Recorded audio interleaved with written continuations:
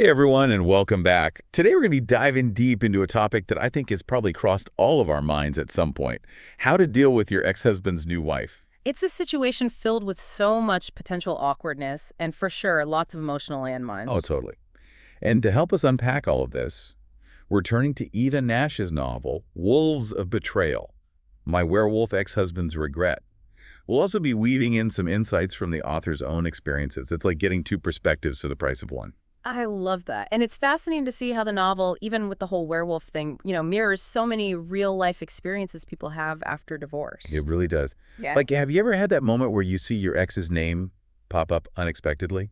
Like on social media, or maybe even on a shared bill? I don't know about you, Right. but it can send chills down my spine. It's amazing how deeply ingrained those emotional responses are. It's almost primal, right? Totally. It can bring up so many emotions. Curiosity, maybe even a twinge of regret or a little fear. But what happens when it goes beyond that initial shock?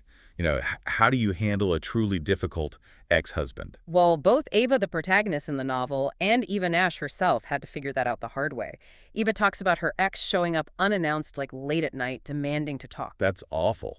Talk about a boundary violation. Yeah. And in the novel, Ava faces similar issues with her werewolf ex, Ryan. It keeps reappearing, wanting back in, even though she's very clearly moved on. It's a classic case of not respecting boundaries. Which brings us to our first big takeaway. Setting firm boundaries is non-negotiable. It's absolutely crucial. I'm all for boundaries. But what does that look like, practically speaking? Think about those areas where your ex might try to intrude. Communication's a big one. Decide how and when you'll communicate and stick to it. No more late night calls or surprise visits. So no responding to those 2 a.m. thinking of you texts. Precisely. And then there's social media. Do you want to be friends? Do you want to see their posts? You have to be really clear about what you're comfortable with. And if there are kids involved, the boundaries become even more vital. Absolutely. Co-parenting schedules, discipline strategies, how you talk about each other in front of the kids, it all needs clear, agreed upon boundaries. It's like creating an ex etiquette guide. Love that analogy. Aye. And the key is consistency. Don't give in to pressure or guilt trips. Wow. This is about protecting your emotional well-being. Boundaries, boundaries, Oh. boundaries. Okay, got it. But another question that I think a lot of us secretly dwell on is, will he regret it? Will he ever realize what he lost? The regret factor, it's a big one. In the novel, Ryan is totally consumed by remorse. He's haunted by what he's done and by what he's thrown away. Which is kind of what we all fantasize about, right? Yeah. But Eva makes an interesting point about her own experience. She initially hoped for her ex's regret, but then she realized that it really didn't matter for her own happiness. That's a powerful realization. It's not about whether he regrets it or not. It's about your own personal journey. So are you saying we should just ignore the whole regret thing completely? It's natural to wonder, but dwelling on it can be a trap. What we can learn from Ava's story is that focusing on your own growth and new beginnings is so much more empowering. So like Ava starting her own business and finding new love. Exactly. It's about creating a life that's so fulfilling that your ex's feelings become irrelevant. Which is easier said than done, Yeah. right? It's hard not to wonder what's going on in their heads. Do ex-husbands actually ever think about their ex-wives? Let's be real. Memories and thoughts are going to happen. Even Ryan the werewolf can't escape them. Eva says it's pretty likely that exes have thoughts, especially if the marriage was significant. Okay, so they do think about us. But what are we supposed to do with that knowledge? Here's where mindfulness comes in. Instead of getting caught up in what he might be thinking, focus on your own mental and emotional space. Eva suggests mindfulness techniques like meditation or journaling to stay grounded. Okay, so channeling our inner Zen masters. And surrounding yourself with positive people and engaging in new experiences, those are the things that help you move on. It's about creating a life so full that those old thoughts just fade away. Exactly. But let's be honest, not all exes are created equal. Some are more challenging than others, shall we say. Oh yeah, time to talk about the dreaded toxic ex. What are some red flags we should be on the lookout for? Well, even with the fantastical elements, the novel gives us a pretty good illustration. Ryan's behavior often dips into that toxic territory. The manipulation, the unpredictability, the emotional roller coaster, those are all warning signs. And in real life, those toxic patterns can be even more subtle. Definitely. It might be constant criticism disguised as concern, or attempts to control your finances or social life, or even gaslighting. Eva mentions that her ex would swing between affection and criticism. That push and pull can really mess with your head. Classic manipulation.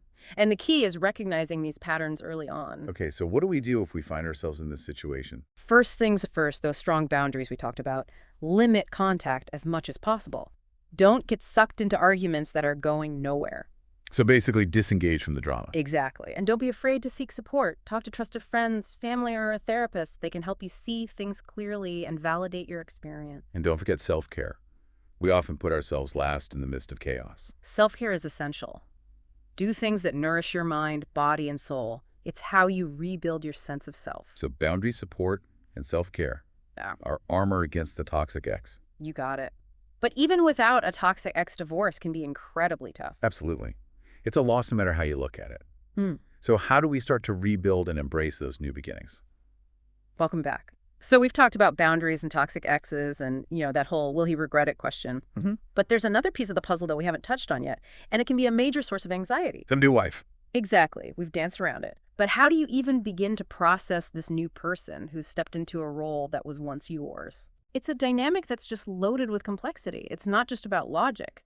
It's about navigating all those intense emotions. Oh, absolutely. Jealousy, insecurity, even protectiveness over your past. It's all totally normal. Eva is very open about those feelings in her own story. She admits to initially feeling threatened and even a little resentful towards her ex-husband's new wife. So how did she deal with those feelings? Did she just try to ignore them? She took a really interesting approach. She decided to really focus on understanding where those feelings were coming from.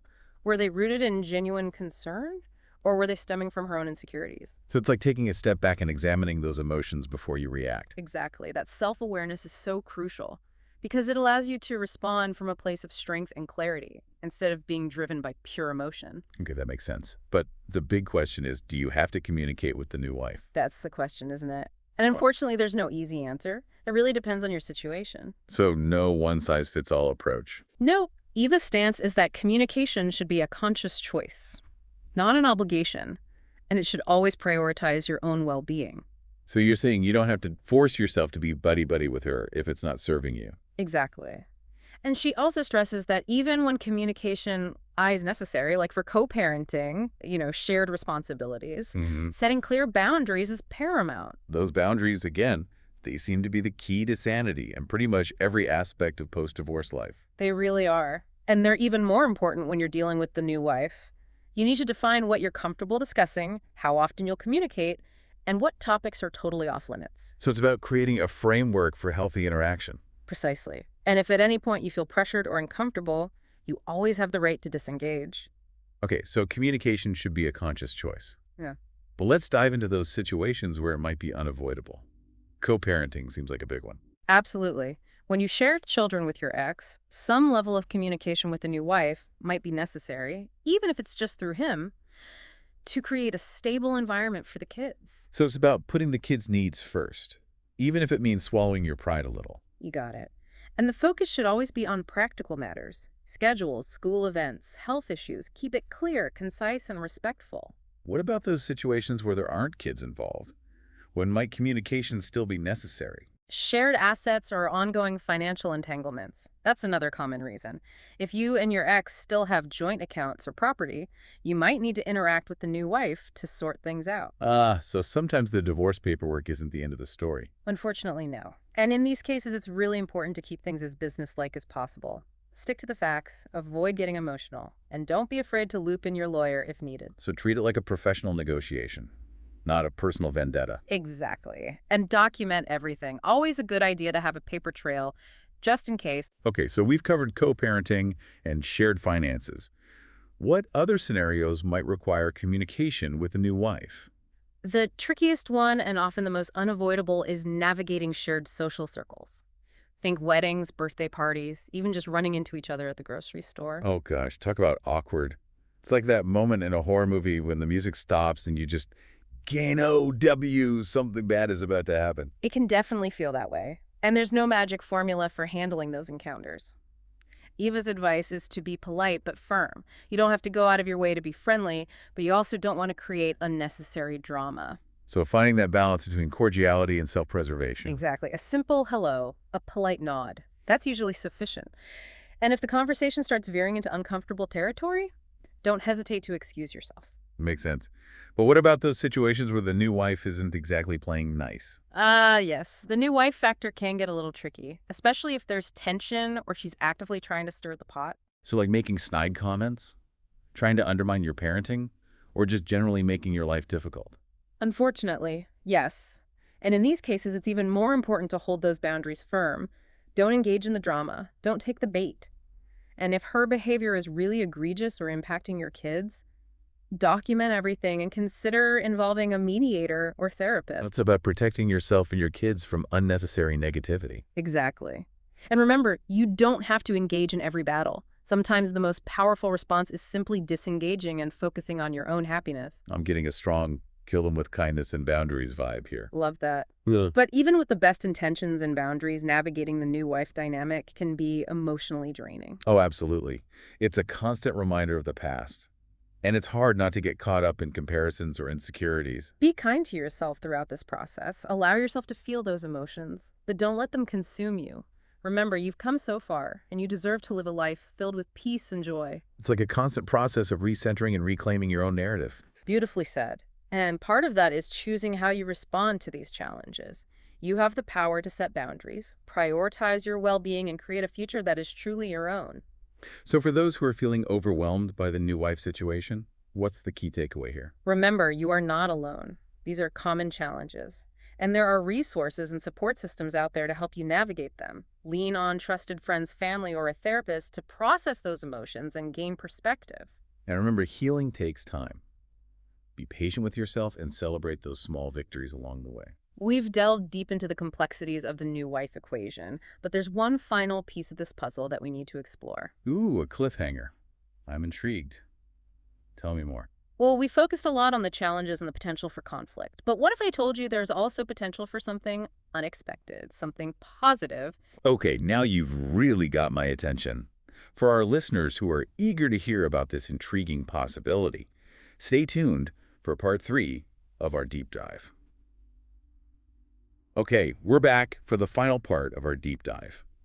All this talk about divorce and new wives. And as promised, we're ending on a note that might surprise you. A note of possibility. You really piqued my curiosity last time with that hint of something positive, emerging from this new wife dynamic. Well, what if I told you that sometimes this dynamic can evolve into something unexpected, like a genuine connection, or even a friendship with the new wife? Wow. Okay, now that IS unexpected, I think most people picture this relationship as being, inherently adversarial. Yeah, I get that, given all the history and the emotions involved. But remember how we talked about the importance of support systems? Sometimes those systems can come from the most unexpected places. I'm starting to see where you're going with this, Yeah. but let's break it down. Why would anyone even consider being friends with the woman who's now married to their ex? It might seem counterintuitive, I know. But there are some compelling reasons.